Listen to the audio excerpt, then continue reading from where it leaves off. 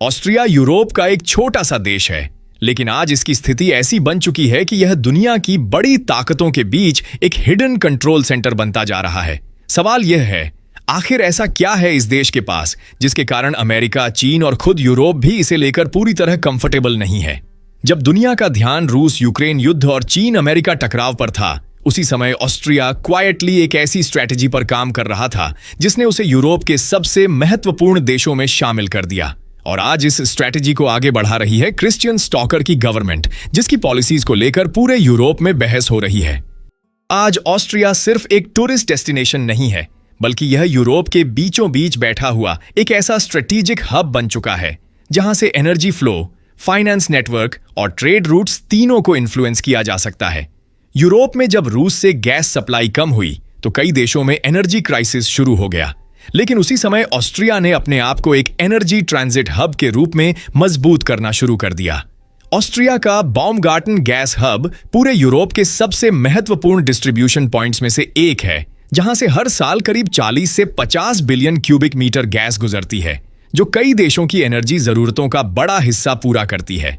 इसका मतलब यह हुआ कि जिस देश के पास फ्लो का कंट्रोल होता है, वही असली पावर होल्ड करता है। यही वजह है कि आज ऑस्ट्रिया सीधे रिसोर्स रिच देश ना होते हुए भी एनर्जी पॉलिटिक्स में एक महत्वपूर्ण खिलाड़ी बन चुका है। लेकिन ऑस्ट्रिया की असली ताकत सिर्फ एनर्जी तक सीमित नहीं है। इस देश की दूसरी सबसे बड़ी ताकत उसका फाइनेंशियल नेटवर्क है। वियना आज सेंट्रल और ईस्टर्न यूरोप का फाइनेंशियल नर्व सेंटर बन चुका है। यहाँ की बैंक्स जैसे राइफाइजन बैंक इंटरनेशनल और एयरस्टे ग्रुप 15 से ज्यादा देशों में ऑपरेट करती हैं और करोड़ों ग्राहकों को सर्व करती हैं। सिर्फ राइफाइजन बैंक इंटरनेशनल ही लगभग 15 मिलियन से ज्यादा ग्राहकों को हैंडल करती है और ईस्टर्न यूरोप के कई देशों की बैंकिंग सिस्टम में डीप इन्फ्लुएंस रखती है। इसका मतलब यह हुआ कि ऑस्ट्रिया इनडायरेक्टली कई देशों की इकोनॉमिक स्टेबिलिटी को इन्फ्लुएंस कर सकता है।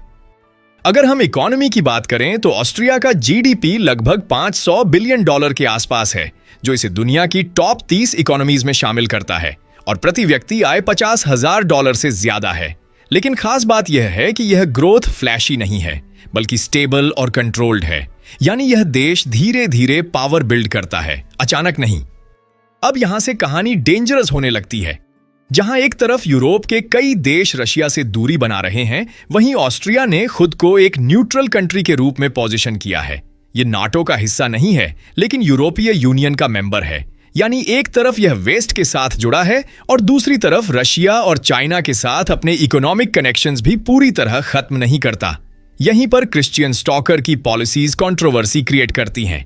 जब ईयू के कई देश रशिया के खिलाफ स्ट्रॉन्ग स्टैंड ले रहे हैं, उसी समय ऑस्ट्रिया पूरी तरह से अपने कम्युनिकेशन चैनल्स बंद नहीं करता।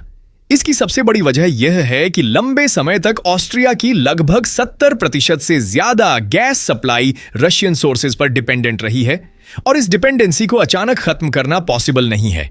यही कारण है कि स्टॉकर की कोalition गवर्नमेंट एक बैलेंस्ड अप्रोच अपनाने की कोशिश कर रही है, जहां ईयू रूल्स भी फॉलो हों और नेशनल इंटरेस्ट भी सुरक्षित रहे। लेकिन इसी अप्रोच ने पूरे यूरोप में टेंशन क्रिएट कर दिया है।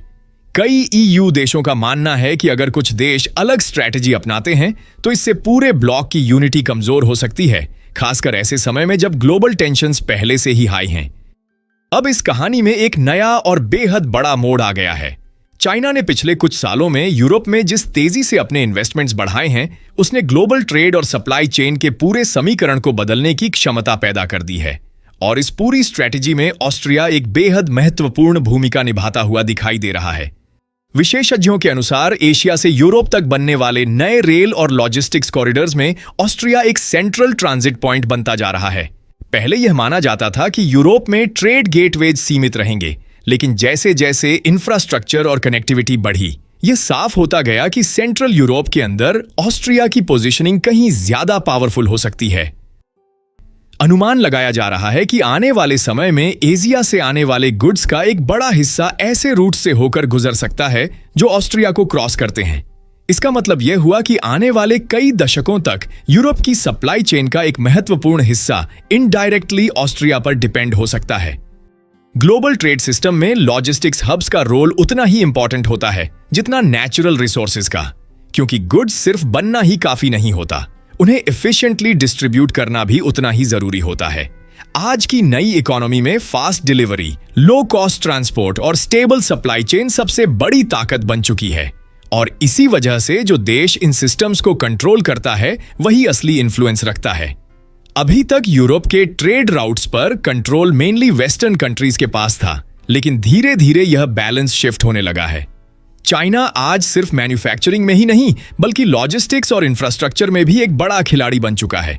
इसके पास सिर्फ प्रोडक्शन कैपेसिटी ही नहीं बल्कि ऐसे कई बड़े ट्रांसपोर्ट नेटवर्क्स भी हैं जिनके जरिए गुड्स को ग्लोबल लेवल पर मूव किया जा सकता है।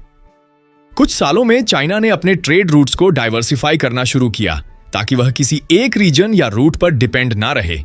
इसका असर यह हुआ कि एशिया से यूरोप तक आने वाले कई नए रूट्स डेवलप हुए और इन राउट्स में ऑस्ट्रिया की इंपॉर्टेंस तेजी से बढ़ने लगी।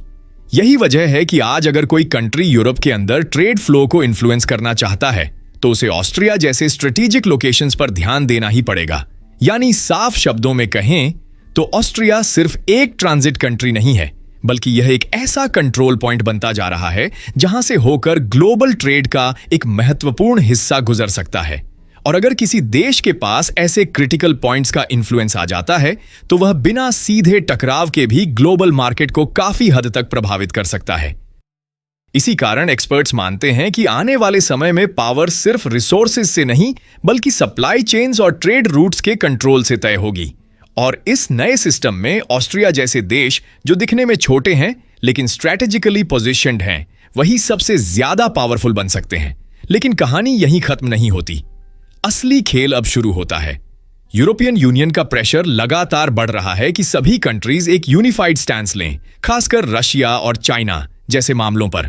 लेकिन ऑस्ट्रिया की सिचुएशन अलग है। एक तरफ उसे अपनी न्यूट्रलिटी बनाए रखनी है और दूसरी तरफ उसे ग्लोबल पावर डायनामिक्स के बीच बैलेंस भी करना है। यहीं से रिस्क शुरू होते हैं। अगर चाइना या रशिया का इन्फ्लुएंस ज्यादा बढ़ता है तो यह पूरे यूरोप के लिए स्ट्रेटेजिक रिस्क बन सकता है। और अगर ऑस्ट्रिया ईयू के प्रेशर में आकर पूरी तरह एक साइड ले लेता है तो उसकी न्यूट्रलिटी खत्म हो सकती है, जो उसकी सबसे बड़ी ताकत है। यानी हर डिसीजन के साथ रिस्क जुड़ा हुआ है। लेकिन यही सिचुएशन इसे खास भी बनाती है, क्योंकि अगर ऑस्ट्रिया इस बैलेंस को सही तरीके से मेंटेन कर लेता है तो यह सिर्फ एक कंट्री नहीं रहेगा बल्कि यूरोप का सबसे पावरफुल हिडन प्लेयर बन सकता है। एक ऐसा देश जो सामने नहीं दिखता लेकिन सिस्टम के अंदर बैठकर कंट्रोल करता है और यहीं पर ग्लोबल गेम बदलता है। यही वजह है कि आज ऑस्ट्रिया को लेकर सिर्फ इंटरेस्ट नहीं बल्कि सस्पेशन भी बढ़ रहा है। यूनाइटेड स्टेट्स इसे एक पोटेंशियल स्ट्रैटेजिक रिस्क की तरह देखता है, यूरोपियन यूनियन इसे एक अनप्रिडिक्टेबल पार्टनर मानता है और चाइना इसे एक मेजर अपॉर्चुनिटी के रूप में देख रहा है। अब सवाल यह है, क्या ऑस्ट्रिया सिर्फ एक न्यूट्रल कंट्री बना रहेगा या फिर क्वाइटली एक ऐसी पावर बन जाएगा जो ग्लोबल बैलेंस को बदल सकता है? क्योंकि इतिहास यही बताता है, दुनिया में हमेशा वही देश असली गेम बदलता है जो सामने नहीं बल्कि सिस्टम के अंदर बैठकर कंट्रोल करता है।